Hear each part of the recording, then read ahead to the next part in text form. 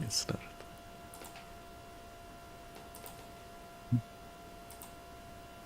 Narad. You've gone mute. We couldn't hear you. I don't? Yes, now we hear you. Okay. Namaste all, and welcome to Evenings with Sraddhalu.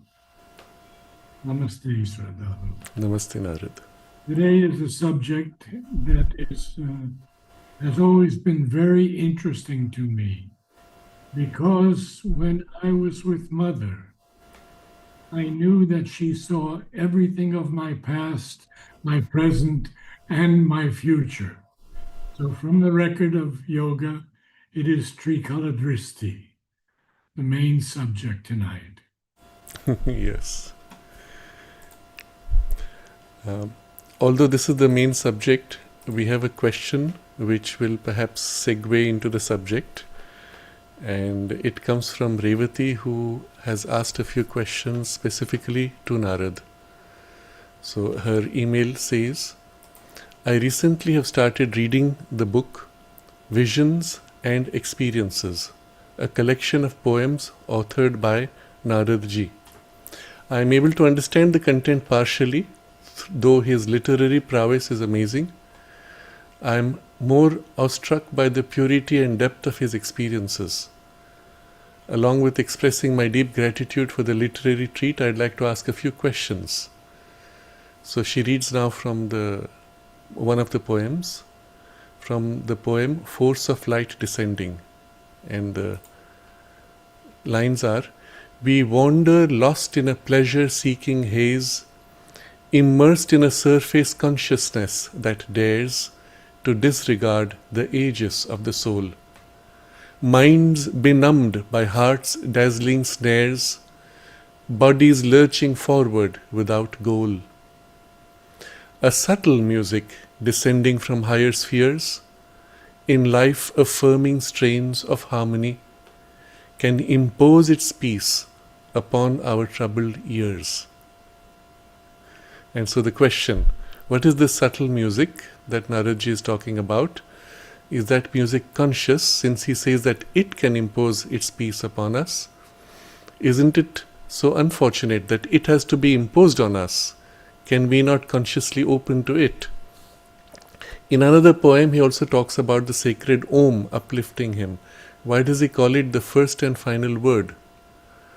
I love music, but after reading his poems, it seems to me that music is also a means both to reach the divine and also to manifest him in the world. It would be wonderful to hear from Naradji about this.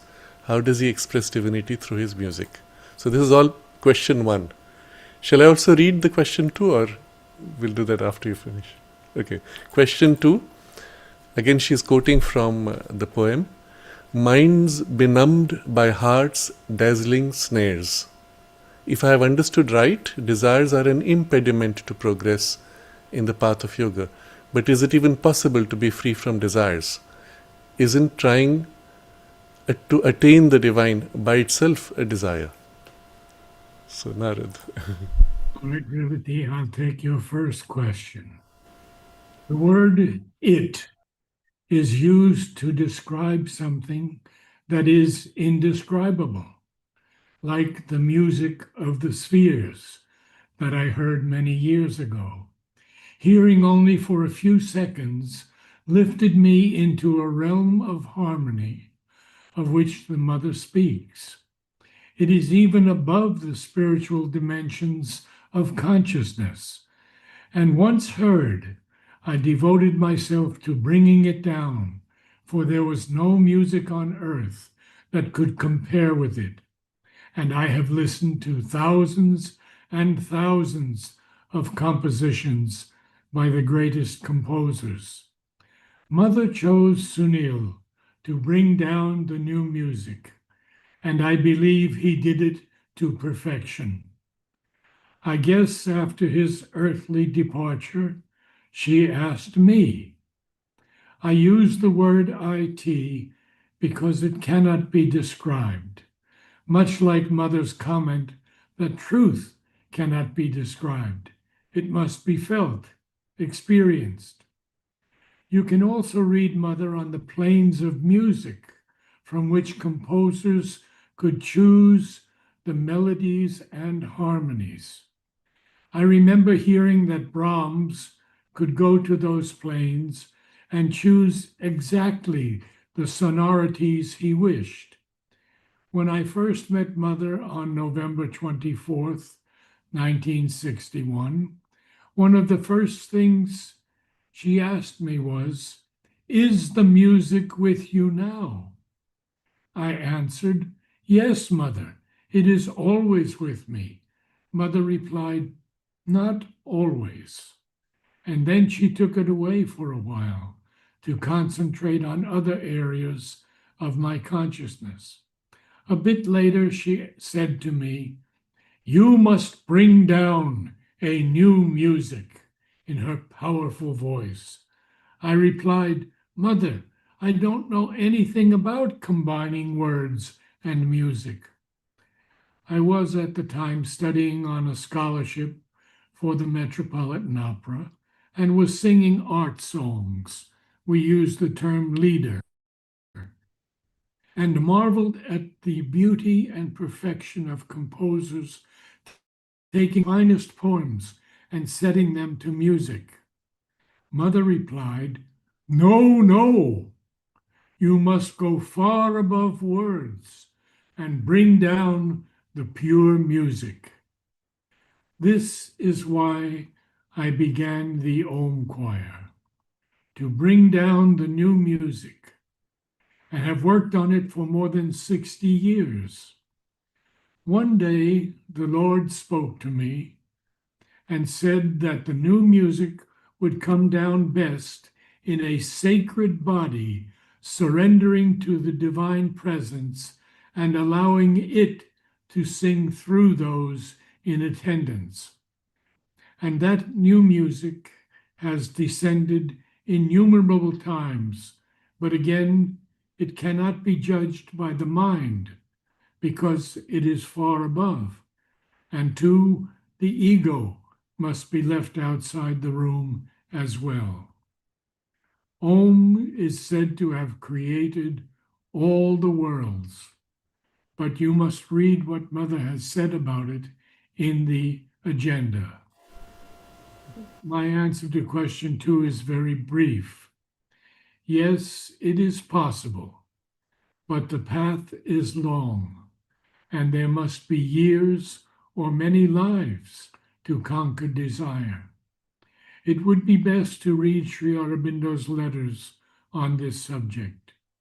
Trying to attain the divine may be called a desire in its highest form, but I would better feel it as an aspiration of the being.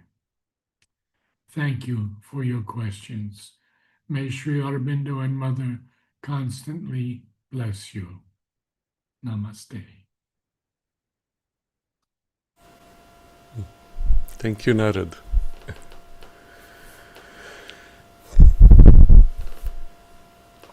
I think you have more than answered Revati's question. Thank you for sharing so much more. Narad is one of very few people that I personally know who has the depth of the experience to recognize the feel of the new music and the richness of training and life experience in the realm of music to appreciate in their finest nuances various kinds of music, both Eastern and Western, and especially in the orchestral music. And I can share this that it was because of Narad's help that the gates opened for me to be able to appreciate Western orchestral music in particular. And so that was a precious gift. And I hope you can share this more and more with many. In particular, recently Narad had started some private classes with a few people, sharing examples of music and commenting on them. And unfortunately that was not recorded, but I have requested Narad to do a separate, more detailed recording on this topic, which I hope soon will be available on his website. The book that Revati has referred to, Visions and Experiences, Volume 1 is available on Amazon.in, India's Amazon website, and you will find it under Narad's name. It is Narad Richard Eggenberger, so you could search for Visions and Experiences Narad, that should get you the book. So this is, we'll go to the next question, which is from a more like a comment, a sharing from someone who prefers to remain anonymous. I am writing to share 3 small incidents from this month following the discussion on record of yoga. 3 incidents. First, walking in the morning to the seaside in a generally wide, relaxed and open mood. In my head, I saw a vision of X rounding the corner on his motorbike, stopping in front of me and chatting with me for a few minutes. To my surprise, just a few moments later, the exact thing happened in real life.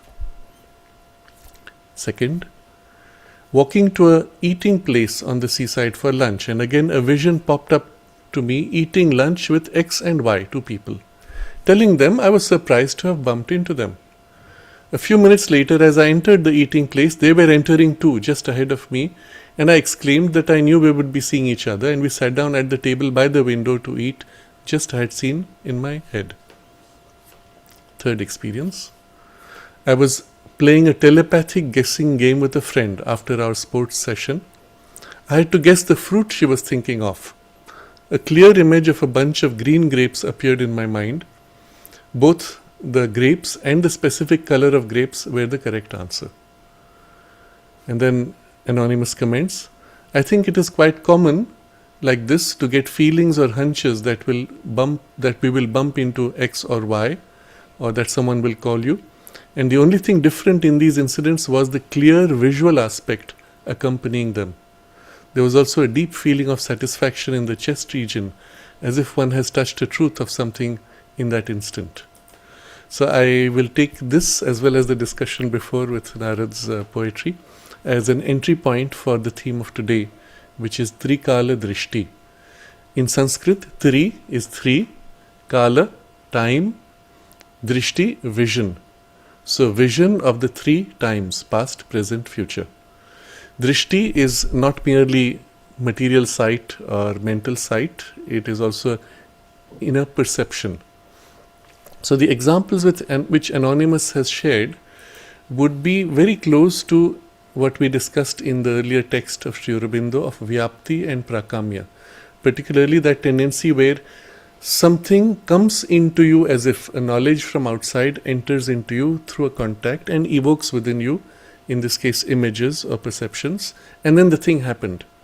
So in our discussion so far in the Siddhis, we spoke of Vyapti and Prakamya as means by which you can acquire specific knowledge.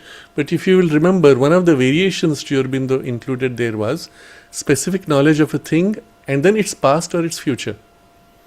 And this becomes an entry point which links us to the Trikaladrishti. In fact, as we will see, the Trikaladrishti is something far more profound and goes all the way to the supramental consciousness. That will be the last text that we will read. But to begin with, we will approach it from something which is accessible to us, and then from there deepen through layers. So you see in the experiences that Anonymous shared that there is a spontaneous perception not only of events which are current, but also imminent. So it's as if the immediate future has already formed itself in trends of influence and circumstances which are sufficiently rigid that they are almost inevitable. So in case of Anonymous, for example, seeing this person who comes on the motorcycle, suddenly it happens. At that point, there is no way to prevent it. But the second one, where entering a place, eating place for lunch, Anonymous sees these 2 people. Anonymous had a choice then to turn around and walk away and prevent that event from happening. But in the trend of circumstances, the imminence of it, and even when the suggestions came, there was practically nothing which would have intervened, and so it was almost inevitable. So to that extent, it's a prophetic sight, but it's not quite Trikaladrishti, but one can say it's an entry point through which Trikaladrishti can begin to grow. And as we will see when we read the text, Sri Aurobindo says, one of 4 methods through which the perception of the future or past comes to us is precisely through Vyapti and Prakamya. So you see how the elements of the Siddhis as well as the elements of the Trikaladrishti at this point blend into each other. So this is an entry point, and how we link it to Narad's poetry is because Trikaladrishti proper belongs to a domain of the opening to the higher consciousness, of the higher knowledge. And this higher knowledge Sri Aurobindo describes in 4 characteristics, one of which is the inspiration. The way the words flow, the meaning flows, articulates itself, and this is what you sense even as I was reading out those lines from Narad's poetry. You can feel the touch of that something more. And as it touches you, as it happened to him, it's not as if he sat down and said, let me arrange the words and see if I can make something interesting. It streamed through. So just as it streamed through and in him awakened the experience, so when you read his poem, you feel the touch of that experience coming through. So he received it, he transferred it to paper. I am reading it from the internet, and as I read it, we are again touching the thing behind, which was the source of this stream of poetry. So understand that behind all such knowledge, even though the knowledge is now articulated into words and accessible in a superficial way, tangible even materially because it's printed and so on, the thing behind which came through and the force of that is still behind there. And it touches, it awakens, and that quality is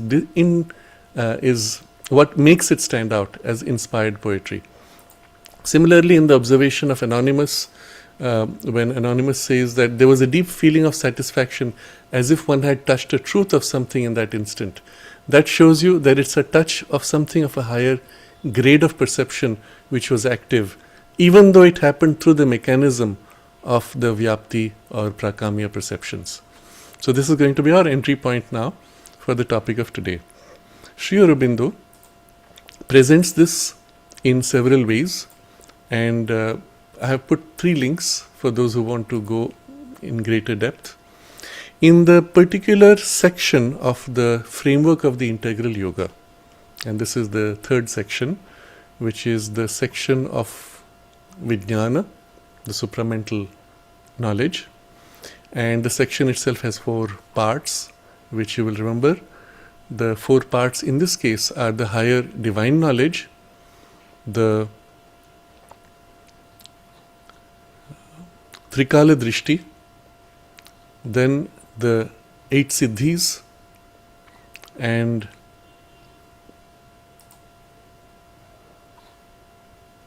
Samadhi.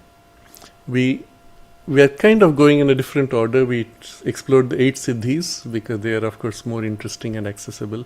We touched upon Samadhi, and now we will explore Trikaladrishti and then go back to the proper intuitive knowledge. It should have been done the other way because the sequence in fact flows from there. Everything flows from the intuition.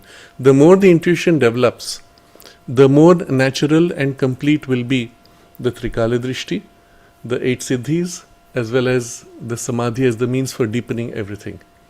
So there's a deep interconnection, but there's also a natural sequence. We are going somewhat in the reverse order for a reason, because it's more accessible here. We are seeing the phenomenon of it, and then the intuition which will raise it and make it perfect. So, having discussed 8 Siddhis, Samadhi as a means of deepening ranges of consciousness, we come to Trikaladrishti proper. But Trikaladrishti he derives from the intuitive knowledge. So he describes intuitive knowledge itself as 4 facets: the intuition, the discrimination, and then the inspiration that flows as in poetry, and then the revelation in which the truth is seen as in a vision, but in a perception of pure knowledge. And this is the method by which the Vedic rishis saw the truth. And then the streaming of the truth through the inspiration articulated itself through their vehicle of mind, receptive mind, and intuitivized or perhaps even supramentalized minds, and then articulated and in and through as the Vedas. But the first 2 of these, the intuition proper in which you touch as if a deeper knowledge, and the discrimination, viveka, which discriminates and separates the pure truth from what is mixed.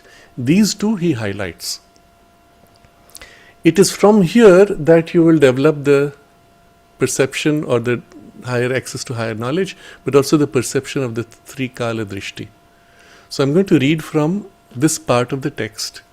He says, and we will go back to the proper development of intuition later. So these two particularly. You must first of all get the intuition and discrimination to take up the ordinary work of mind, because they alone among the Vijnana, supramental faculties, can give all the circumstances about the truth. You have these two, they alone can give you all the circumstances about the truth. So intuition, the inspiration and revelation will follow. They will make complete. But this is what you have to start with. Otherwise, drishti and shruti, that is the vision and the flowing of the knowledge in inspiration and revelation, will be distorted. Because the reason will try to interpret them in the light of the circumstances as they are understood rightly or wrongly by the human mind. So if this base is not set, even though the thing comes streaming through, you will either interfere with it or you will misunderstand it. There is a letter of Nirod Baran addressed to Sri Aurobindo. When Sri Aurobindo would inspire the poetry in him, he would write down something and then he'll say, what have I written? He'll write to Sri Aurobindo saying, please explain what I have written because I don't understand it. So, and that, if at that point while writing he starts questioning, why is this? What does it mean? He would interfere with the stream. So you can see now, remember this is all part of the third framework, the third step of the integral yoga. The first was the deep silence and peace. And if that has been sufficiently settled, all these problems would be reduced. Second step was the amplification of Shakti. When that happens, then this opening to the higher becomes almost spontaneous and natural. So let's assume for the moment we have worked on these two, and now you can see how the intuition and discrimination can naturally begin to function in you. And then he says, even the intuition and discrimination will be at first distorted by the action of reason, imagination, wrong judgment, wrong memory, etc. So if your mind is busy in activity, even as there is this working of some intuition and discrimination, there will be distortions. So what do you have to do? Intuition and discrimination have to go on working and getting stronger and surer until they are able to clear out from the mind the other activities and themselves take up the whole work. So in time, the intuition will take up the place of reason, because it will know already, you will not have to go through a reasoning process. It will take the place of the imagination, it will take the place of judgment, it will even take the place of memory. And so this whole intuition discrimination, Sri Aurobindo classifies it in one general category, and the Sanskrit term is smriti. Smriti is remembrance. So when intuition and discrimination are working in you, and something comes, the knowledge dawns in you as if something which was known long ago but forgotten is now remembered. That's how Sri Aurobindo describes it. And that's how the intuitive knowledge comes up. The same with the discrimination. Something is narrated to you, let's say a story, an incident, or some facts are given to you. And as they are given, something dawns from deeply within you as if remembered. Yeah, this part is true. That is not so. It's different. What is it? Perhaps the intuition reveals what it is. But the discrimination has made the separation of what is confirmed and what is recognized as mixed. So these have to continue to work till they replace everything. Take up the whole work. As they increase in force and light, the other two will begin to act of themselves. That is the inspiration and the revelation. When these four faculties or any of them are applied to the things of thought, ideas and knowledge, generally it may be called jnanam or divine thought. So you have these four faculties now working, and in the realm of knowledge, yes, it is divine thought. When these four faculties are applied to the facts and events of the material world, the result is Trikaladrishti, which means the direct knowledge of the past, the intuitive knowledge of the present, and the prophetic knowledge of the future. So you see this higher working of the intuitivization of mind, when it turns to thoughts, ideas and knowledge generally, it's divine thought. When it turns now to the material world and material facts, then you have the Trikaladrishti. Intuitive knowledge, so direct knowledge of the past, whatever has happened is known directly. Your attention turns and you know. The intuitive knowledge of the present, similarly, and the prophetic knowledge of the future. To have it properly, the Trikaladrishti, it is necessary that there should be no desire or personal interest in the result, or any trusting to reasoning, inferences, speculation, etc. Now here comes two parts which need to be purified. In the mind, reasoning, inference and speculation, you don't trust. They may still act, but you don't allow them to have any say. But in the heart, no desire and no personal interest. The moment you have a desire or a personal interest in the result, that very state of tension distorts, prevents or corrupts what might come through the intuitive working. So complete stilling in the heart, preferably a stilling in the mind, and then the consciousness in which now these begin to unfold. So this is the first text we are reading, where he has shown you how to enter this from the intuitivization of consciousness. How do you enter into Trikaladrishti? Very accessible, very practical. We look at the second text where he discusses this in greater detail, but no more concerned with the aspect of the intuitivization. Purely now as a faculty working in you and the mechanisms of the faculty. So, this is the second link. Trikaladrishti is a special faculty of jnana, divine thought, by which that general power is applied to the actuality of things, their details of event, tendency, etc., in the past, present, and future of the world as it exists, has existed, and will exist in time.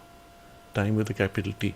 So obviously he is not speaking of the flow of time, but the totality of time, in which past, present, and future all is as if held in a whole. The fullness of this we will appreciate as we go deeper into other descriptions. But here's a good starting point. Already time is not seen in our conventional way. Our conventional experience of time is now is the moment. Oh, the moment before is past. The moment in future has yet to come. Now is the only moment that I live in and exist. It's the only real moment. But this moment, which was real just a moment ago now, has gone into the past. It's gone. It's dead. The whole universe could have been recreated in between and I wouldn't know the difference. And the thing which has to arrive, even let's say 10 seconds from now, 1 second from now, maybe a bird suddenly pops up here or whatever. That is not yet. It doesn't exist. It might happen, it might not. Before it happens, something could intervene and change it. So it is uncertain. The only certainty is the present. So we live as if in the moment. Our sense of time is a continuous flow which is rolling, unrolling, and we are either pushed, pulled or dragged through it helplessly. Sometimes you experience this even subjectively, that I am as if behind the stream of time. I am rushing to catch up. Very few people have the capacity to be ahead of the stream of time, mastering the circumstances. I have shared this, that I had occasion to see this in my teacher MP Pandit's capacity. He was always ahead. Anything which should happen, he was already ready before it happened. And it's a skill which he learned from being with the mother, seeing how she would be always ahead in the circumstances. So, but notice the human experience of time is very narrow in a moment and the rushing in a flow. But when he uses this phrasing, details of events and tendencies in the past, present and future of the world as it exists, has existed and will exist in time.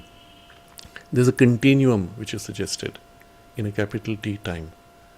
We don't even know what that feels like because we don't live in the present past, present, and future at the same time. We live in that moment only. But when the consciousness widens in the spread of time, we begin to feel this. Actually, you feel the past is still present, the future is already here, everything is just there, with innumerable variations, including variations of the present, all there like this. And that's the first entry into the sense of a deeper perception of time.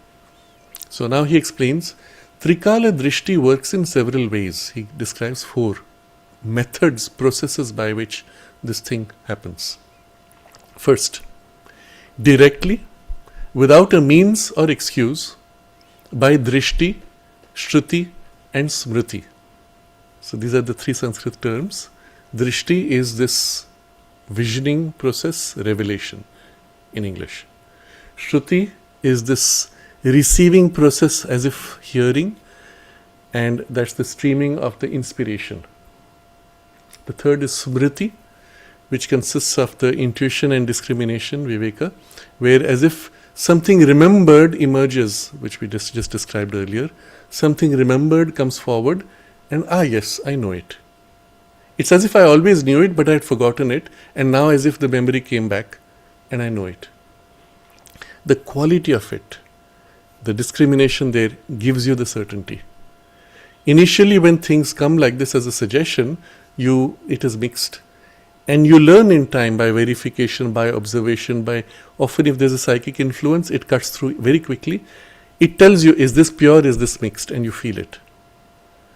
And in time, you learn to distinguish the pure perception and the mixed perception. And when mixed, you stay very still, remove any personal preferences, and slowly the mixture subsides and the pure content of it remains. So this is a kind of a basic training for this kind of a direct reception, which is the most direct, the most natural when it's freely working.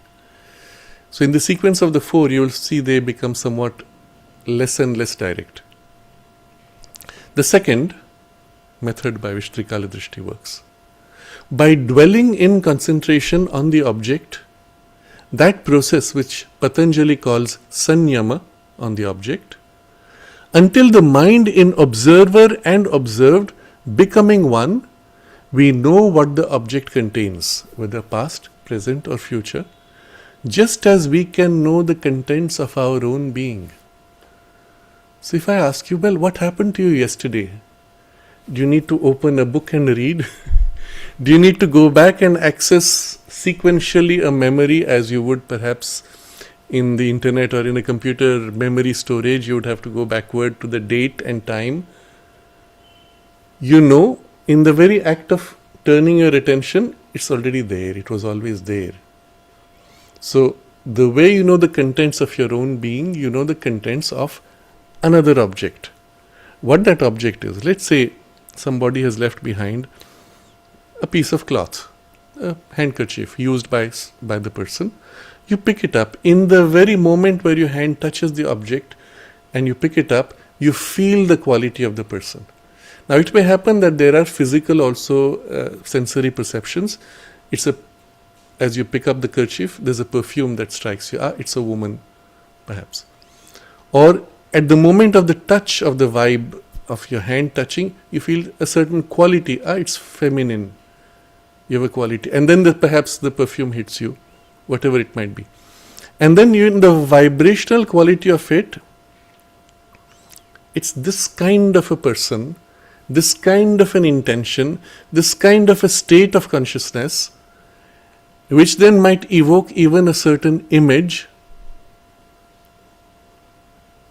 or a purposefulness of energy, and things would simply flow from that contact.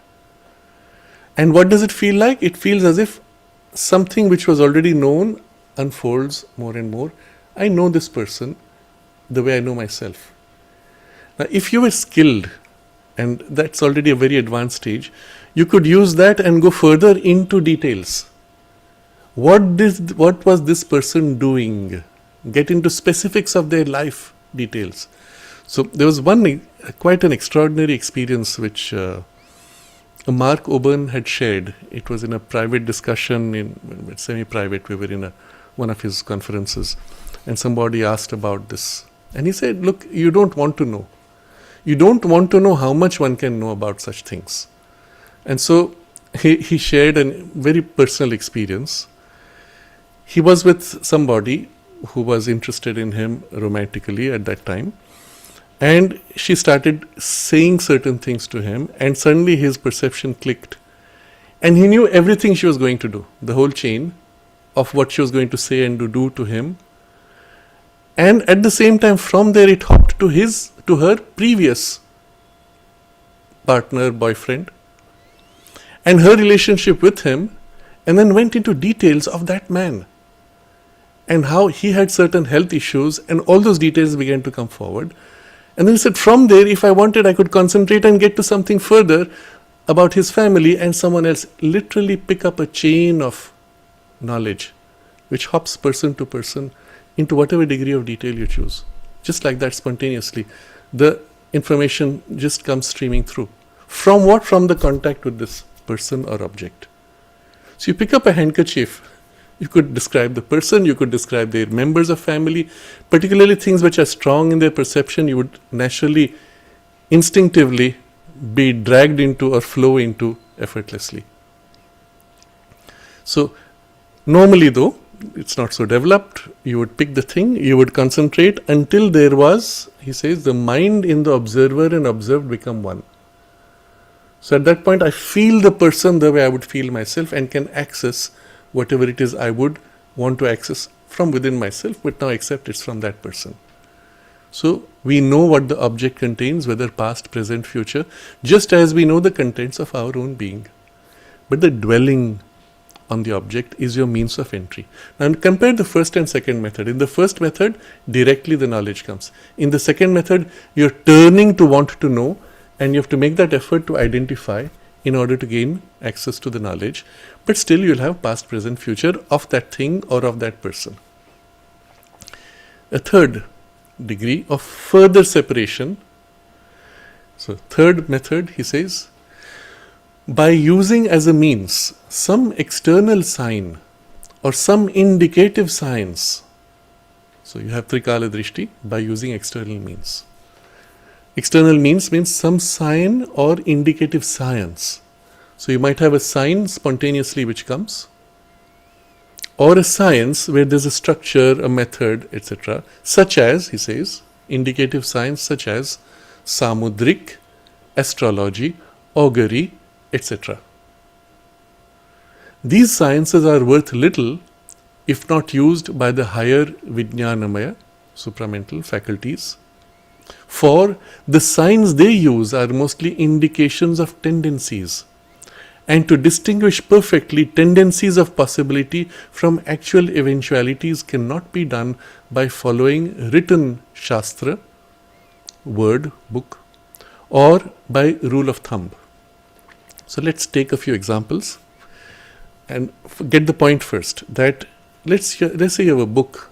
There is a book called Samudrik Shastra. Shastra would be compendium of knowledge, you could translate as rule book, manual of Samudrik. Samudrik is literally the word in Sanskrit means of the nature of ocean. So a Shastra of the nature of ocean. But actually there are different causes why it is called, there are different reasons of theory why it is called Samudrik. Some say the Rishi who wrote it is Samudra, others say there are other sources. But there are about, I was surprised to read, there are about 600 different kinds of such texts, all of them calling themselves Samudrik. And the common feature of all of them is they describe external symbols and omens and what they mean, and a whole stream of specifics. So the most common form of Samudrik is through face reading. You look for certain signs on the faces, on the hands, on the palms, on the feet. If you go to some of the lineages of saints, you will find their disciples saying, oh, our saint had so many signs on the feet that they were a divine person, or so many symbols of external face, hand, whatever, which indicated it was a divine person, etc. So that comes into the category of Samudrik, but it goes all the way into all kinds of events. There was somebody who was a bit of an expert in it that I had met long ago, And while we were talking, suddenly there was a lizard nearby which went chick, chick, chick, chick, chick, chick. He counted and he said, because it is 5, it means this. If it was 6, it would mean that. If it's 7, it would mean that. Or astrology, similarly, you will say, this arrangement means this. That arrangement for at this particular time of your life would mean that. The problem, he says, with all these is that you cannot follow a written rule or a rule of thumb. Generally in astrology, they will say, if you have such and such combination, as a rule of thumb, it's a bad sign. Or such and such combination, rule of thumb is a good sign. Most astrologers today are basically rule of thumb practitioners. Good sign, bad sign, good, bad. That's about. Or rule of thumb, this means, you have a strong Venus, you'll have properties, or etc. Venus in 3rd house, I think, is properties, whatever. But he says Shastra, written or rule of thumb, these cannot be relied upon. Why? Because all these signs are indications of tendencies. And a tendency is very different from the actual eventuality. Tendency would show a possibility, but what's going to actually happen, what form it will take, and the two are very different sometimes. You can have tendencies for a person which always trend in a particular direction but miss at the last moment. Or things never work out for some reason. So what happens actually? A tendency for fall, hurt, accident, some people have. There are people who all the time have little injuries that happen. What will happen? You might have a tendency and you can correct yourself by becoming conscious, and the eventuality is very different. So all these sciences, as they are called, indicative sciences, only indicate a tendency. How do you know what it means and what will actually happen? You need this higher intuitive faculty. It's only when that functions that you can cut through what is an indication and actually go to the thing behind the indication. I've often shared this example, which is common in the domain of astrology, where in the house of income, 11th house, they will show some symbols which mean lots of money. So a lot of money coming in, and the house of expenditure, 12th house, lot of money going out. So it could describe a person who's very wealthy, he has large incomes and large expenditures, and he's having a gala of a time. Except this fellow is a cashier in the bank. So every day there are lakhs and crores of cash coming in and going out. He's handling it. He's in a transaction of which nothing sticks to him. Nothing remains with him. Nothing is owned by him. Isn't it? So what's the actual form in which it will exercise itself? Well, you need the higher intuition. And when people have a little bit of this, even a little bit, they become very efficient in their astrology or augury or samudrik. Now the word augury, again, he is drawing from the European tradition, and if you look at information online, mostly they refer to the Roman period, where this term augury becomes very popular, where there are professionals whose job it is as if to sense what are the trends. So if a leader has decided for a military campaign, he calls the augur. What do the indications foretell? And depending on the vocabulary, they will say, what do the gods indicate, or what is the guidance of the gods, or what is the likelihood of success or failure? And this person will then look for signs. And there are many, again, systems of signs. Many of them would be tied to birds, or wind directions, or later on with certain animals, they would offer an animal, sacrifice it, kill it, and then look in the entrails, various things like that. There are variations to this which are much simpler and kinder. They call it reading tea leaves or coffee leaves. You swirl a cup of coffee, drink it, and then you look at the pattern which is left at the bottom, and it would have indications. You open cards, and then you read what the cards indicate. All of these have at best an indication of a tendency. Tendency is not certainty, and tendency is all hackable for two reasons. First, what is the tendency it is picking up? Is it a tendency in the environment of larger circumstances, or a tendency of your current thought and intention and energies? Let's say I'm obsessively fixated on a particular idea. Tomorrow, I'm going to go and do this particular thing. The energy of what I have, if you do a tarot card reading or some such, you will pick up the tendency of this energy, large action, whatever outcomes. Is it picking up my personal drive or an environmental circumstance where, as it turns out, I was about to do that wonderful thing, except it started raining heavily, so I had to postpone everything or cancel it, for example. And that's an intervention which is much larger. Perhaps the card could read that or not. Or the card may indicate conflict, strong intention, but something which will be prevented at the last moment. By what, we don't know. So you're picking up tendencies. And if the tendency is you will be prevented, I say, no, I'm going to make it happen. I'll take an umbrella, take a car and take a taxi and go and do it anyway. Which one will it be?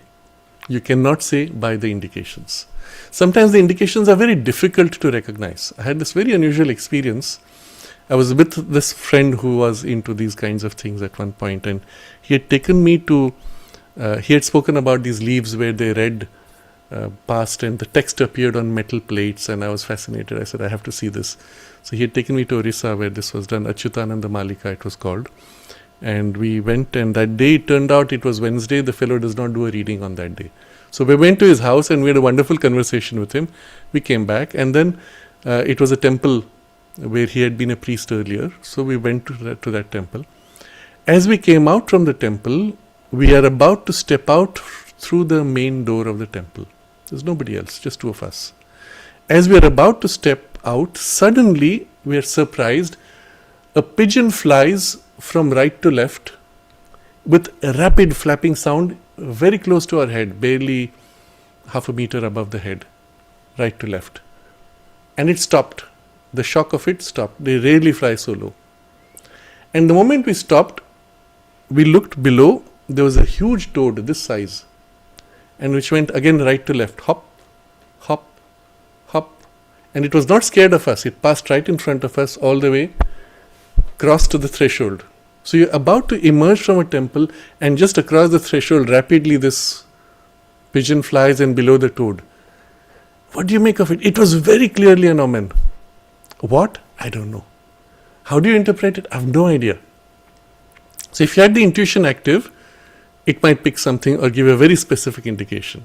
So if you try to feel intuitively, let's say, you can feel something swift, something slow, something high above, flying, and something in the mud, so to say, moving slowly.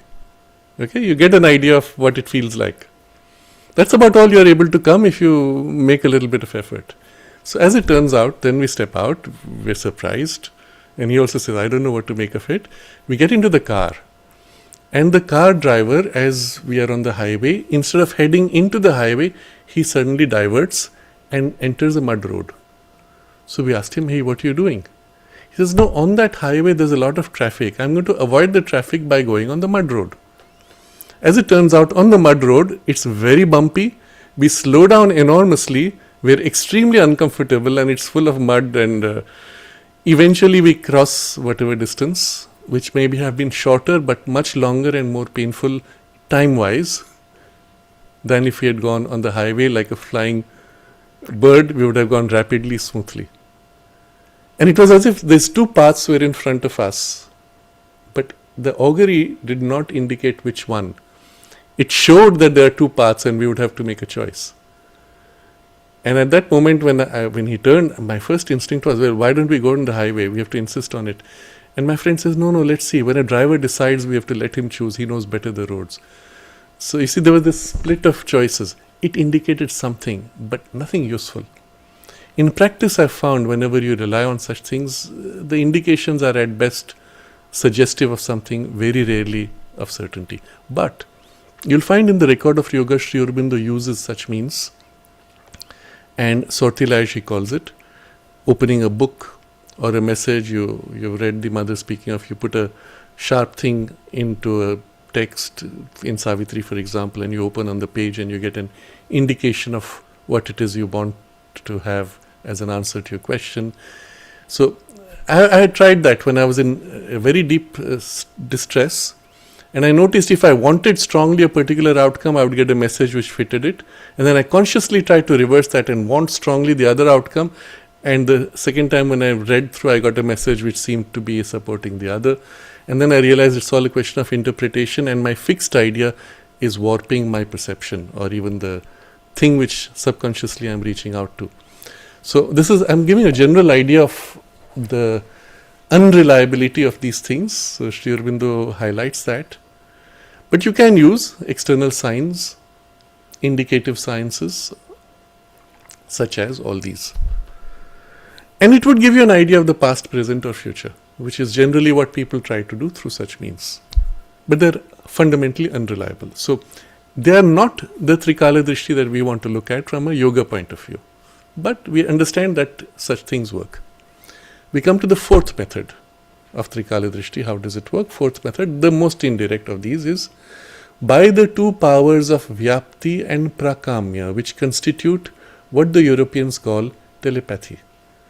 Now, these are the two powers which come immediately after in the 8 Siddhis, and we have discussed them. And it comes very clearly as the example of what we read from Anonymous in the sharing of the events described. And through the power of, in that case, Vyapti, perceptions which came, and in it was a perception of something which is of the imminent future. So, having described these 4 methods by which knowledge of the past, present, future can be acquired, we go now to another text of Sri Aurobindo where he goes in much greater detail and what that actually means, but on a much higher level. Remember, our goal of Trikaladrishti is not merely augury or getting indications. We want to be able to perceive directly, purely, in a knowledge that is sure, certain, and inherently in an identity of a deeper kind, where you know the thing because you're one with the thing, not because you have some indication or superficial symbolic reflections. So, here comes another text which is part of the synthesis of yoga, where he describes how the normal human mind is all the time stumbling at the moment, chasing a future, struggling with the past, etc. And he describes the nature of the conflict. Then he comes to the higher working of the supermind. So he says, the supramental nature, on the contrary, is just, harmonious, and one. Will and knowledge, there only light of the spirit and the power of the spirit. The power of effecting the light illumining the power. Completely different in contrast. And in the highest, these things are fused. The mind knows only the present and lives in an isolated moment of it, though it tries to remember and retain the past and forecast and compel the future. So you're in the moment, and there are these people who have a damage to the brain. They forget everything that has happened. You can go to them after 5 minutes and they don't remember that they just met you. They will greet you as if they are meeting you for the first time. We, in normal functioning brains, we have the memory and we're clinging to that memory. But we're clinging to a memory. The past itself is non-existent to us. The future might happen, might not, and we're trying somehow with a lot of energy to compel it to go in a direction we want. So, this is the condition of our present surface mind. He contrasts it. The supermind has the vision of the 3 times, Trikaladrishti. It sees them as an indivisible movement. You can't separate past, present, future. It's all one continuum. And sees to each containing the others. This is very interesting. So obviously you can say the future contains the present and the past, because the future is made of the present and the past, right? But also notice how the present contains the past which has happened, but also in what it does, in what it is, forms the future. So in that sense contains the future. And in the same way, the past, by what it has been and the trends it has set in motion, is forming the present and the future. And if you dwell on each of these positions in consciousness, you'll find there's a kind of a blending that begins to take place in your consciousness. But your mind as it is only able to come to that blending point as the closest it can to the perception of continuum of time. But it's a point where already you begin to feel the blending of it. Oh, what I am now will determine my future. And the future is born from this moment. It already contains the future. And I can shape it, form it, be it. Even before the future is expressed, I am it already. I'm living my future. You can bring it to that point, isn't it? So that's about the closest you're able to come in the mind consciousness. If you go slightly higher, in a more intuitive consciousness, there already this blending becomes more vivid and more complete, and there's, so to say, a blurring of the sense of the moment. It widens out. It includes things which were in the immediate past and which are imminent in the immediate future, and it sees them as almost a continuum. And so, the supermind has the vision of the three times. It sees them as an indivisible movement and sees to each containing the other. So you go a little beyond the intuition, because intuition is a finite piece. It will see pieces like this. But when you enter the supermind proper, it opens to an infinity of consciousness. So the infinity of the past contains the infinity of the present and the future. And that's when the full completeness of these three blends into each other. It is aware of all tendencies, energies and forces as the diverse play of unity, and knows their relation to each other in the single movement of the one spirit. So the supermind, you must remember, contains, it is oneness. It is, not contains, it is oneness and contains all possibilities, all powers, all tendencies, all meaning all, literally anything you could imagine. Anything the most outrageous is already present in it as one of the possibilities. Yes, less likely, but still it is there. When it holds all possibilities at the same time, but in a consciousness of oneness, because the consciousness is oneness, you cannot split past, present and future. It sees the whole as a continuum of the oneness, with a rich weaving of the trends and tendencies of all these possibilities, and knows their relation to each other in a single movement of one spirit. All of the most complex relations. So when it looks at the future, for example, it sees all this weaving into the innumerable potential outcomes, and then you see these are the most likely, those are less likely, these are less likely, and so on. Like a bell curve, you might see these things rising to be more prominent, others fading out. But it sees them all, it knows them all. It's a single movement of one spirit, working out past, present, future. So think of it like this, something entering from above into time and forming past, present, future as one whole. That's the vision of the supramental Trikaladrishti. The supramental will and action are therefore a will and action of the spontaneous, self-fulfilling truth of the spirit. So when it happens from there as an action, it transcends past, present, future tendencies and inevitable, spontaneously self-fulfilling. The right and at the highest, the infallible movement of a direct and total knowledge. So when you go into the highest, so supramental also has many gradations. In the highest, it has the total knowledge and its action is infallible. At the lower levels, it is spontaneous and self-fulfilling truth of the consciousness in which you are living, and which is this one with the spirit. And then he goes on to describe still finer and higher gradations of experience, which we skip. We are limiting ourselves to the focus of Trikaladrishti. This was from one of the chapters of the synthesis of yoga. We come to another chapter of the synthesis of yoga. This is called the supramental thought and action, I think. So he describes again the sequence we have spoken of. There is the jnana, the higher supramental knowledge which forms based on the intuition, but then eventually the supramental knowledge. Then he describes stages of its development, and initially because it organizes itself most in the pure thought. I mean, we'll read it, let's see. So, ordinarily, the supramental knowledge will be organized first and with the most ease in the processes of pure thought and knowledge, jnana. Because here the human mind has already the upward tendency and is the most free. So now if you observe the working of your mind, notice the parts which are more embedded in physical material circumstances are lower as if and less bound, less free, more bound. The parts where you go into pure thought, knowledge, philosophy, or essential deeper understanding is most free. And there's already an upward tendency. You want to know deeper, higher, more complete truths.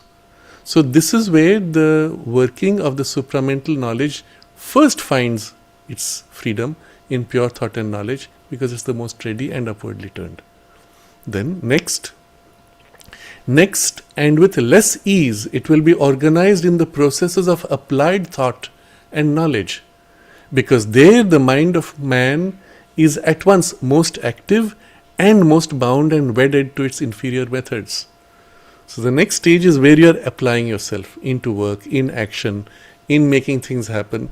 So you have put a lot of energy there, so you have both this compulsion, force, as well as the binding which comes with it.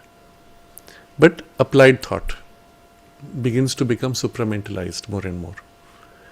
Then the lowest, the last and most difficult conquest, because this is now to his mind a field of conjecture or a blank, will be the knowledge of the three times, Trikaladrishti. So when the supermind begins to organize itself in you, the higher working of knowledge will be easy. The next will be the applied knowledge, which will be somewhat difficult. But the Trikaladrishti, which is going into specifics of past, present, future, is the most difficult. Why? Because currently to your consciousness it's blank or a conjecture. You're speculating. You don't know what the future will be. Past is a blank. In all these, there will be the same character of a spirit seeing and willing directly above and around, and not only in the body it possesses.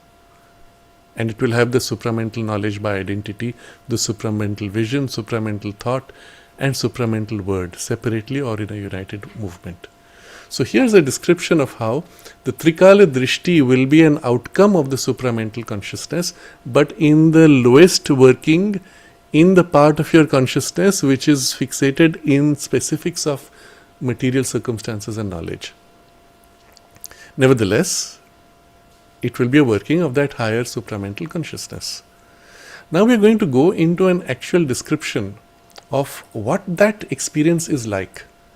When the divine supramental consciousness, let's say you are living in it, and from there you turn to this working of Trikaladrishti in its highest, most complete operation.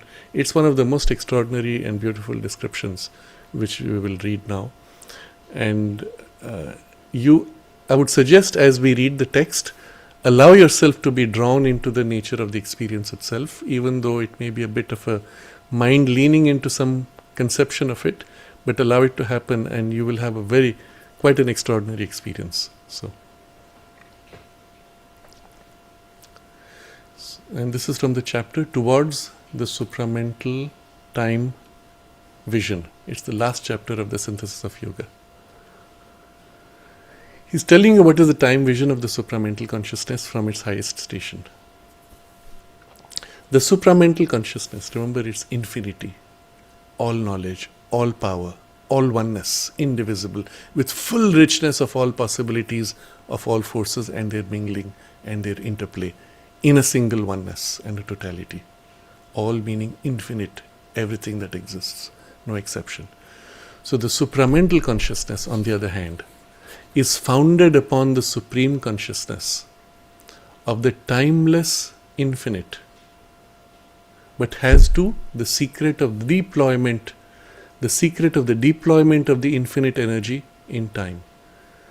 So this consciousness in which you are, will be, is based in this supreme consciousness, the highest, most complete, of the timeless infinite, capital I. Your consciousness is infinite, contains infinities of infinities in that total one infinite, and in the timelessness of it, past, present, future, beyond.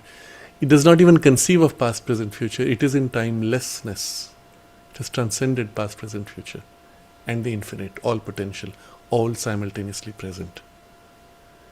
From there, it has infinite power of all possibilities that it can express itself as. And the deployment of that infinite energy from there pours out into time and unfolds in time from a timeless poise of infinity. So it has to the secret of the deployment of the infinite energy in time. It knows exactly what, how, when, where, what it chooses freely. So it can either take its station in the time consciousness and keep the timeless infinity as its background of supreme and original being, from which it receives all its organizing knowledge, will and action, or it can, centered in its essential living, live in the timeless, but live too in a manifestation in time, which it feels and sees as infinite and as the same infinite, and can bring out, sustain and develop in the one what it holds supernally in the other. So there are two poises one could take now in the relationship between that and this unfolding in time. So it has deployed its energy in time. It can keep its station in this. First, it can keep its station in the time unfolding, time consciousness, and keep the timeless infinite as a background, and the original being from which it receives all its organizing knowledge, will and action. So you are in time, but all that is held behind and pouring through you and available to you constantly. This was often the station that the mother used to take when she was interacting with things and circumstances. And occasionally there would be certain types of events where somebody with whom she was interacting, planning for the next day, and he passed away.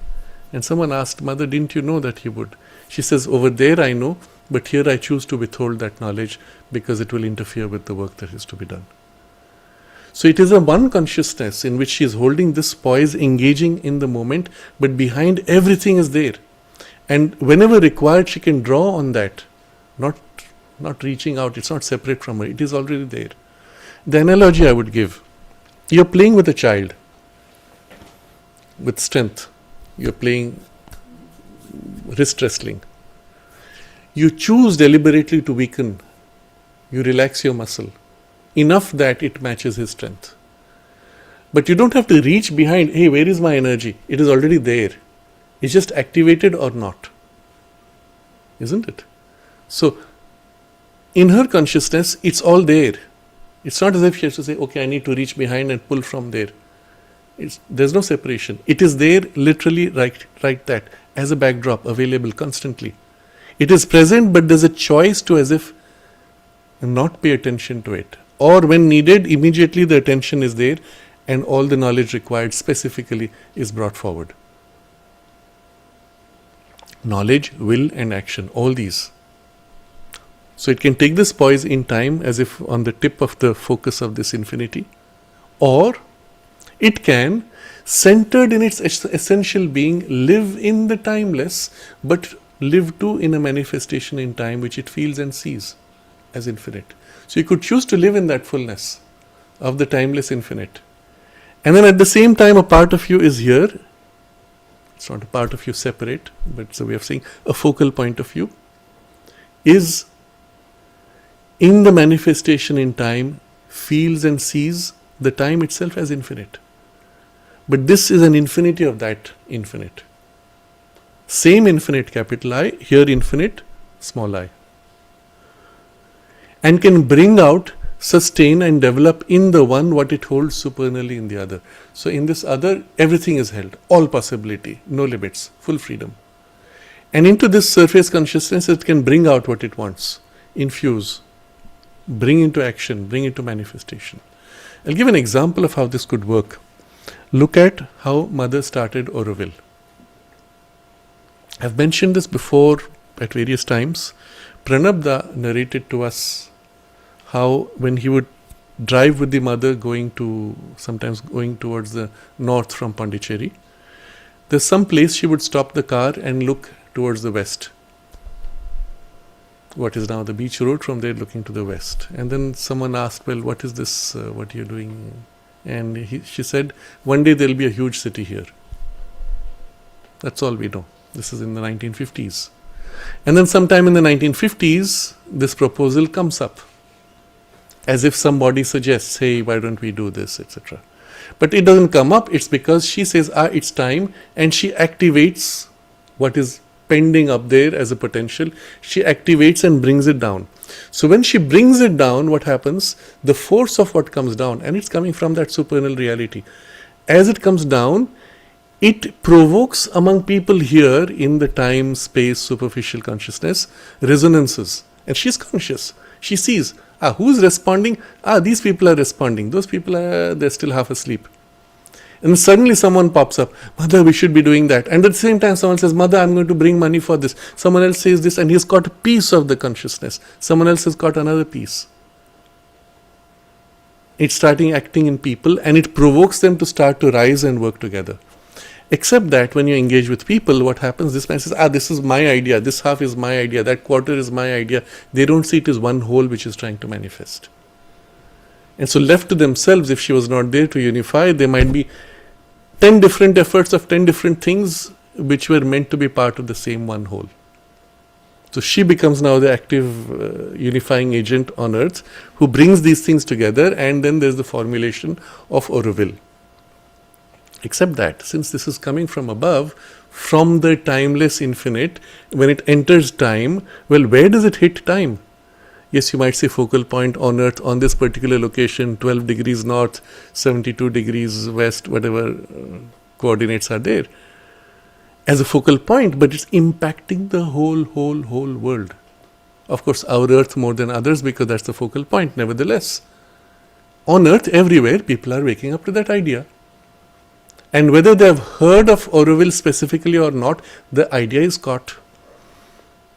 And I'd seen long ago, I've saved it somewhere. It's one of those rare things you will not find today. This is the founder of Disney today. The founder is Walt Disney. There's a lecture given by Walt Disney where he's sharing his vision of what he's trying to create. And you listen to that. It used to be in a DVD. At that time, I had downloaded it as a torrent. It's not available anywhere anymore, as far as I know. And there's a lecture where he's describing what he's trying to create and what becomes later as Epcot, experimental prototype city of the future. Auroville. And he's describing what he's going to do there, what it's going to express. And this was, if I remember right, 1969 or 71, somewhere in that period. Maybe he has read of Auroville, I don't know, it doesn't matter. The idea has caught him quite independently. Everywhere on earth it's caught people. I remember one couple, they said, they got a newspaper article, Auroville, mother has announced Auroville.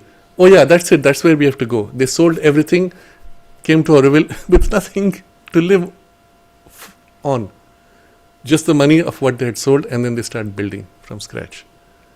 What would inspire hundreds of people, maybe more, to give up everything and come into a desert patch and start building something which we don't know when it will work. We don't know if it will work. And it seizes them. Why? Because this thing is coming from there, deployed from that consciousness. You see how powerfully this works.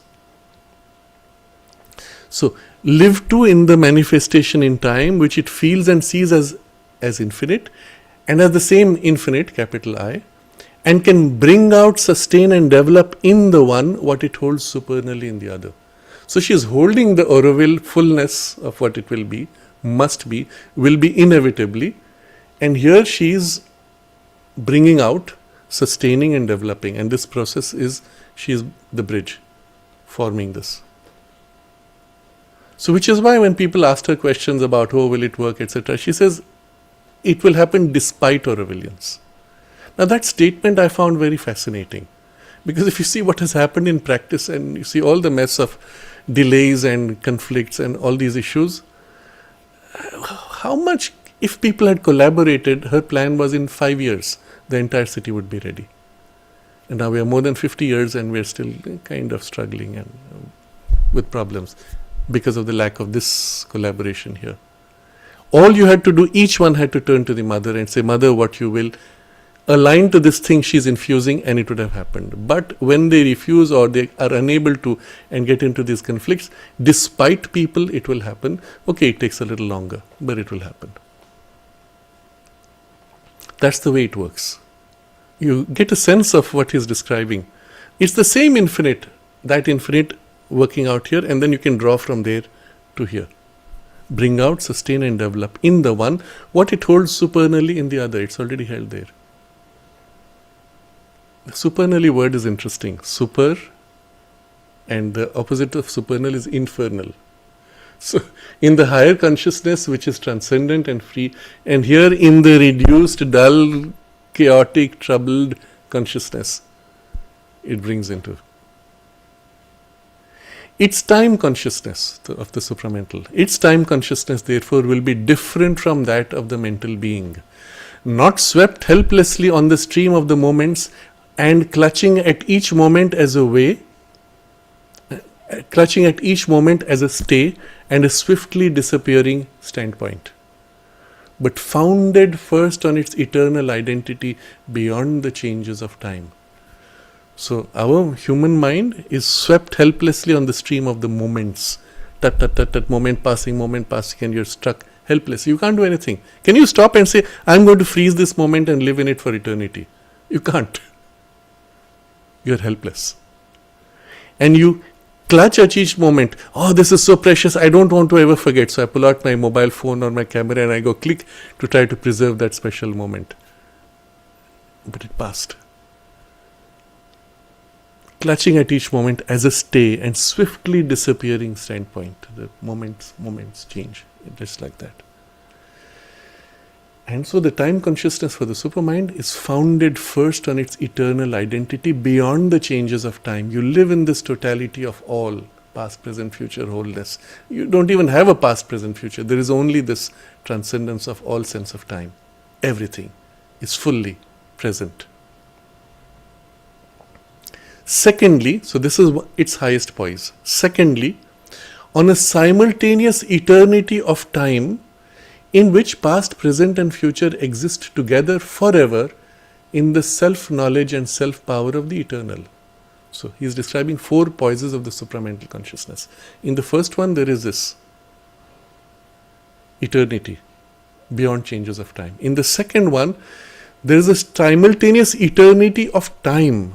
Past, present, future, all are there together in one totality, in the self-knowledge and the self-power of the eternal. Everything is held. And yet, in time, there is a simultaneity.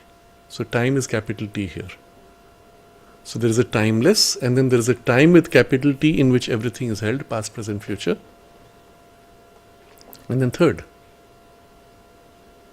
thirdly, in a total view of the 3 times as one movement, singly and indivisibly seen, even in their succession of stages, periods, cycles. So this is one lower level still. All 3 times, past, present, future, are seen in a total view as one movement. Singly, yes, you can look at, yes, past, present, future. And indivisibly, yes, you can see the whole thing. It's just it's a continuum. There's no separation of them really. But you see them in successions of stages, periods, cycles. And you can look at each of these stages, periods, cycles separately or in their totality and inseparably. All the cycles, stages and periods are blending into each other. So for example, you could choose to dwell on the cyclic development of humanity on earth across millions of years. And you're seeing these gigantic cycles where literally you have a wipeout of all terrestrial memory, literally. And still growing, building. And within that you're seeing sub-cycles of civilizations rising, falling. And within that you have sub-cycles of centuries and tendencies and trends unfolding. And you can see rhythms. And when you see those rhythms, you can say, yes, it seems to be like everything in every stage goes through approximately something like 10 stages. You can articulate those. 10 stages all bound within a cycle of 4 large yugas, we'll say. You see these trends. And then you see them in terms of what they change, not so much as the mathematics of it. The psychological shifts. And then you can say, how would you articulate this? And then comes from there this one extraordinary book of the human cycle, which describes this. Of course, he narrows down to what is accessible to current memory of humanity. Let's say goes back 10,000 years or so, or less perhaps. But he himself sees the whole spectrum of cycles, of what in the Indian tradition are called manvantaras. Manu Antara. Manu Antara's gaps or cycles or stages of the unfolding of the Manu consciousness, which is the mind of the human, the archetype of the human mind, let's say. And that could go into millions of years or even billions. And he sees all this. And you could look at the whole, or you could focus on some cycle, or sub-cycle, or sub-sub-sub-cycle, or sub-sub-sub-sub-sub-cycle. And they're all there, all interbound with each other, or separately seen as one in the whole. See what an extraordinary vision this is. This is level 3, the lower level. So, thirdly, in a total view of the 3 times as one movement, singly and indivisibly seen, even in their successions of stages, periods, cycles. You see separately, but you never lose the fact that there is a continuum in which all of these blend. And then comes the 4th stage, 4th level of the supramental time sense, is the lowest. And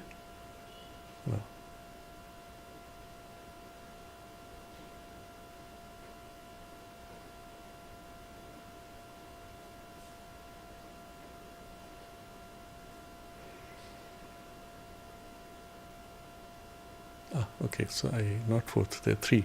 So this is the 3rd level. It completes from here, it goes a little further, lower down. Seen even in their succession of stages, periods, cycles. No, okay, then we come to the 4th. Last. Okay, 4th. Last. And that only in the instrumental consciousness, in the most superficial part of the instrument of this person, in which your supramental consciousness has embedded itself. So, last, and that only in this instrumental consciousness, in the step-by-step evolution of the moments. So, you see, yes, this moment's passed, another moment, days are passing, weeks are passing, months are passing, years are passing, yes, time, past, present, future.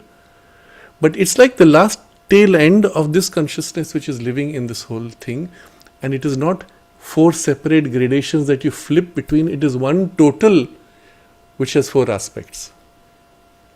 That's how it is to live in the supramental consciousness.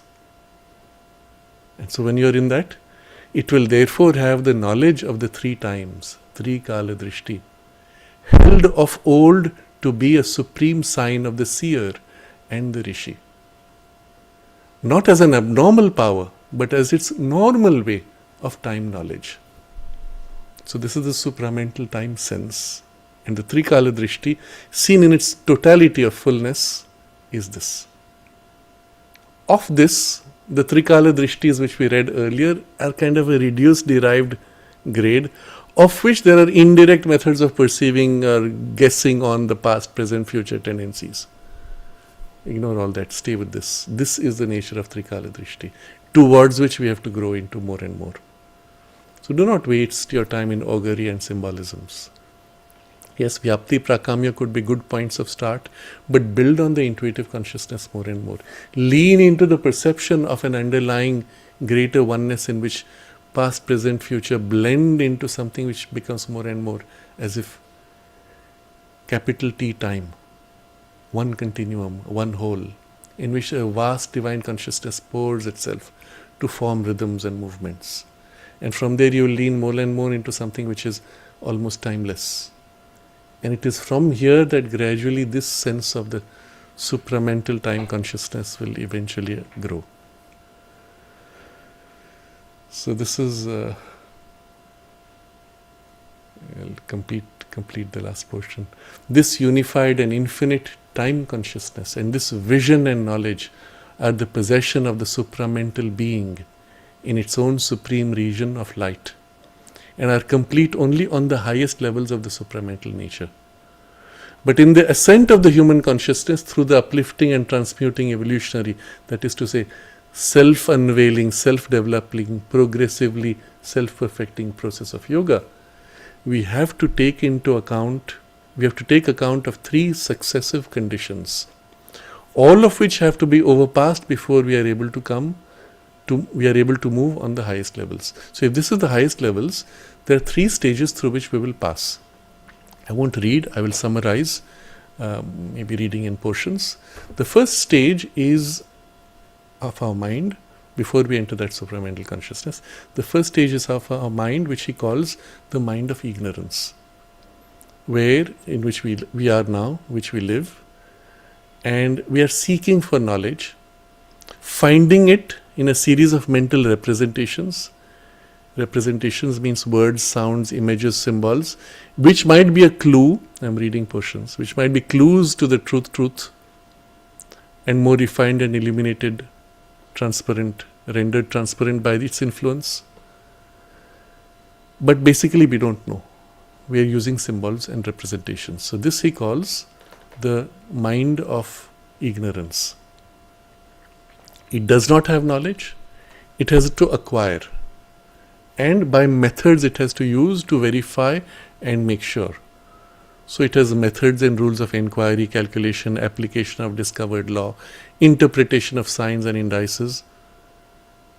It is basically lack of knowledge, an instrument of divided consciousness. So this is mind of ignorance. From here we will rise to a second condition, which he calls the mind of self-forgetful knowledge, in which there is an inner awakening more and more. The inner consciousness begins to become more developed, and the things held within somewhere are drawn out. They were as if behind a veil and forgotten, and they come forward. Somewhere in the being it was there, as if veiled and forgotten. And the knowledge comes to it not as a thing acquired from outside, but always secretly there and now remembered and known at once to be true. Each thing in its own place, degree, manner and measure. So even when there's an external experience, yes, that's interesting, it triggers a memory, yes, I know this already. And this opens out to something which is greater and more universal. So he says the true mind is universal within us, and the individual is only a projection on the surface.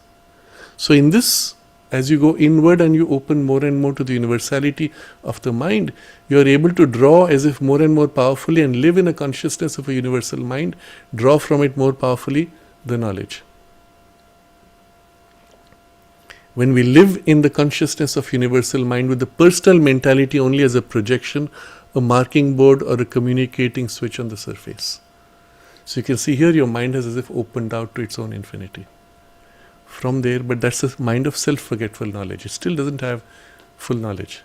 So from there we move to the third degree, which is, he calls the mind of knowledge, in which all things and all truths are perceived and experienced as already present and known and immediately available by merely turning the inner light upon it, as one turns the eye upon things in a room already known and familiar. So you're in your room, in front of you is, let's say, the desk. You know that there is a chair over there. You know that that side is a window, and you turn and you see the window. But you always knew it was there. But it was not in front of you, it was not visible to you. All knowledge is thus present in this way. You only turn to activate and bring it forward, so to say, but it was always there. It was never unknown. It was never forgotten. This he calls mind of knowledge.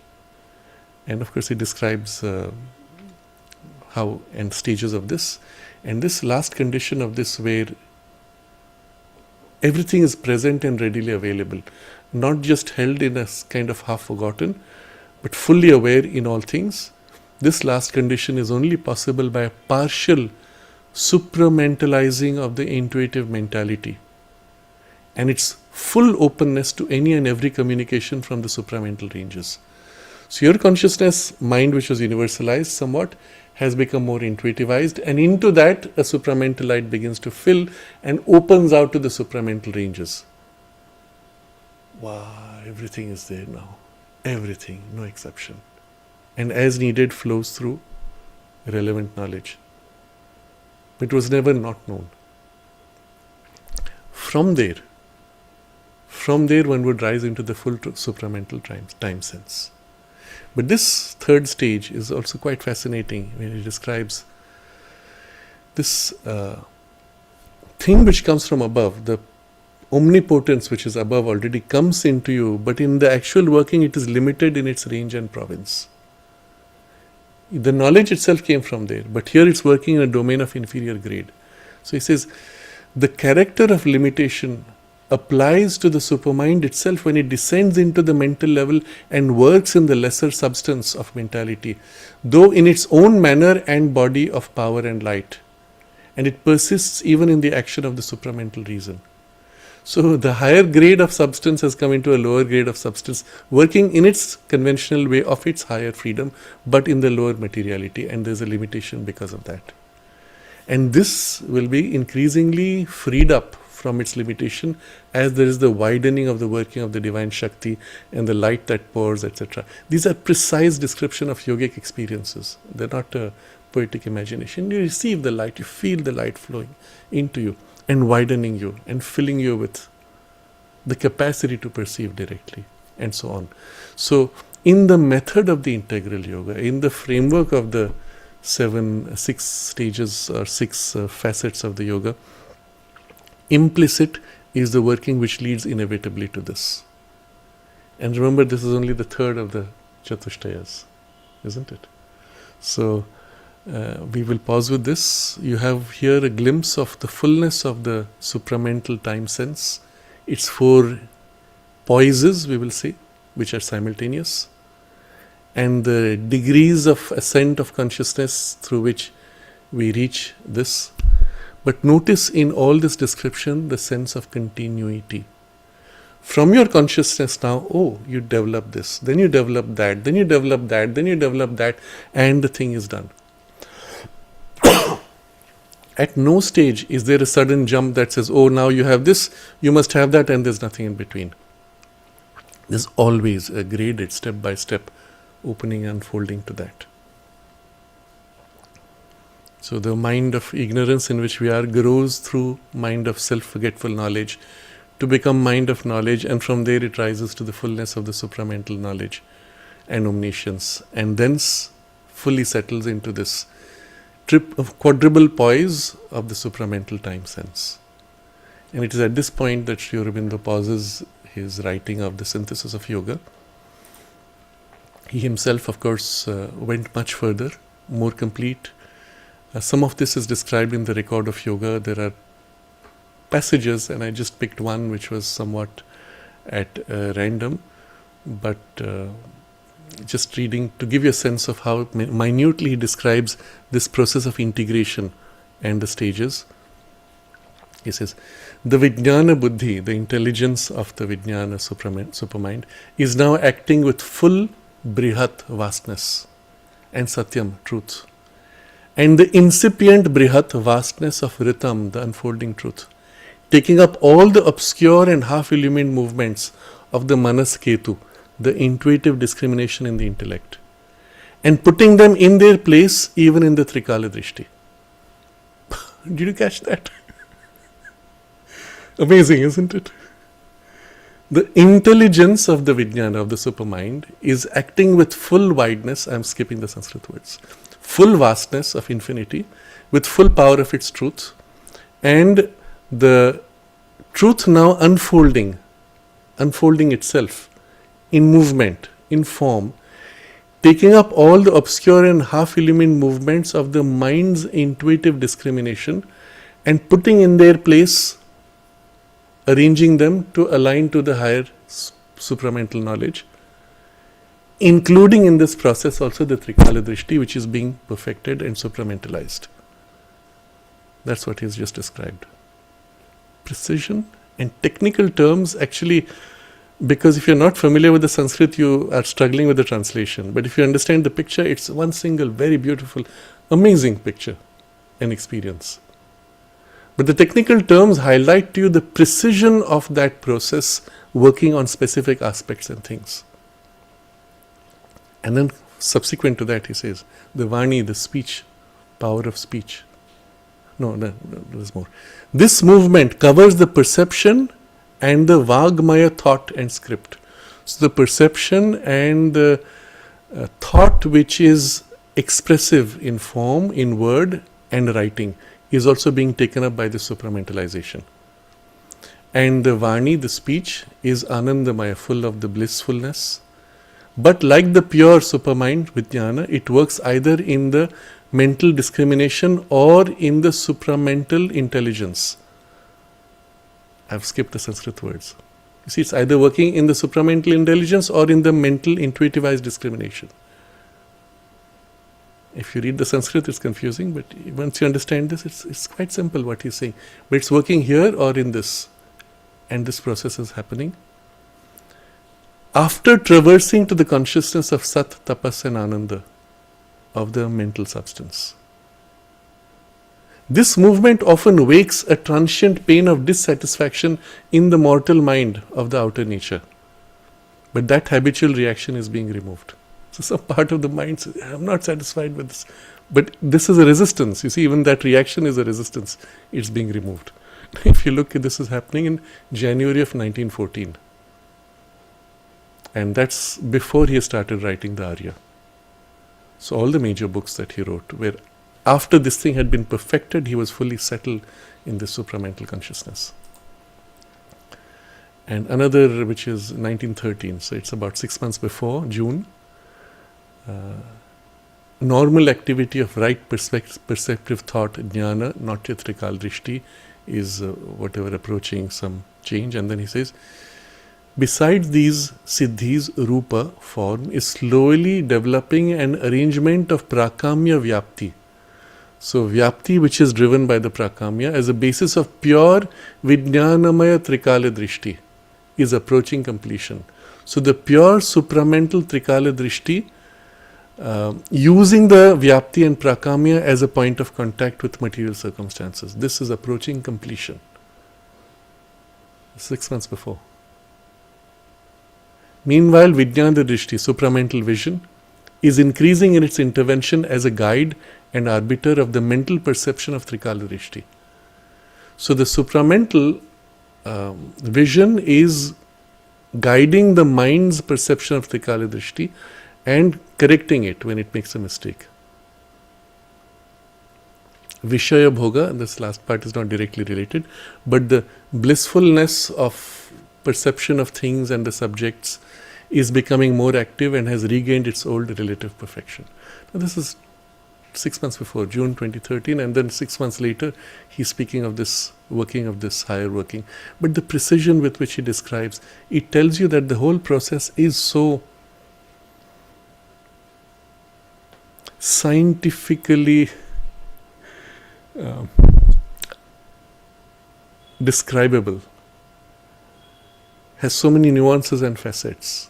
And you understand why the Vedic rishis, when they documented experiences of this kind, resorted to a language which was using the symbols of these terms. Sri Aurobindo, when he was doing this, laid a foundation which did not exist. What he did at that point had not been done before in this way, to this degree. The supramentalization of the mind taken all the way down to the physical senses and the physical body. And in so doing, he imprinted in humanity this path of what is achieved. Imprinted in the collective consciousness of humanity, so that now when we start following in the same way, the path is already set, the groove is formed. And as we flow into it, we are carried by the groove with pretty much nothing that you have to do except allowing yourself to be carried. And as you're carried into it, something in you says, yes, of course, this is all very familiar, because it's already been imprinted into your consciousness at a collective level. So as you open to this movement, as you enter into the unfolding of this yoga, it seems like something so natural, so easy. Yes, of course, it was inevitable. Of course, carried by the divine Shakti. But the grooves are formed, the path is set, it's been hewn out, so to say, as if in a rock. And now it's there. And if you did nothing, you would still get pushed through by the compulsion of circumstances and the slow working of nature, maybe a little longer, but it's inevitable. And that's why his documentation in the record of yoga is so valuable, because it's a documentation of something which is a gift for humanity. It has defined the future, redefined, new formed the future of humanity. Fortunately, the documentation is there. But also the explanation of how you can do it, and everything we read today he describes in such clear terms. It's all within your reach. Don't think of the third step. Think of the second step which will follow the first step. No, think of the first step which will lead to the second, which will then lead to the third inevitably. Focus on what you can do and start. And the sooner the better. Remember, we are on the third Chatushtaya. Start with the first and second, but also the third at the same time to the extent you have it open. So take the example of what was described by the anonymous, as well as the experiences which we touched earlier, and many other people who have shared such experiences. It's well within your reach, but understand what it is, appreciate the nuances, put it in the right context of the bigger knowledge and the direction and growth of the sadhana. If you did not have this picture, you would have just taken that and said, oh yes, it's interesting. Or you would have said, oh yeah, this is so great, now I've become so great. No, it's not. It's just a tiny bit of something which has to unfold much more completely. Understand this and let it unfold now. Participate in that unfoldment. And that alone can make all the difference. Because you open yourself to the working of the higher Shakti. So I will not look at the chat box, but you see somebody has shared similar experience. But let's stay with this grand vision that he has shared. Let it soak into you, let it call you, let it pull you, and let it evoke in you the deep conviction, this is our home, this is the state in which we will live. We are destined to live because it already exists, it's already formed for us in the larger evolutionary archetype that Sri Aurobindo has fixed in our humanity through his own work and realization.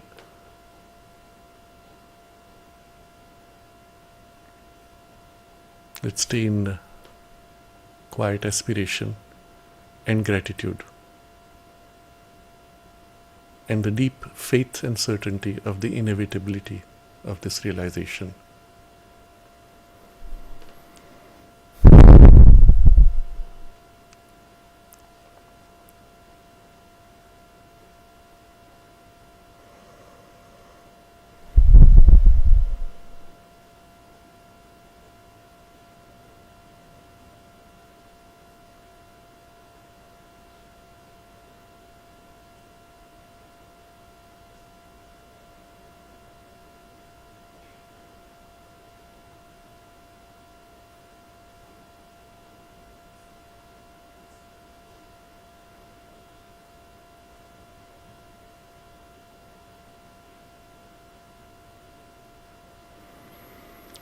Namaste.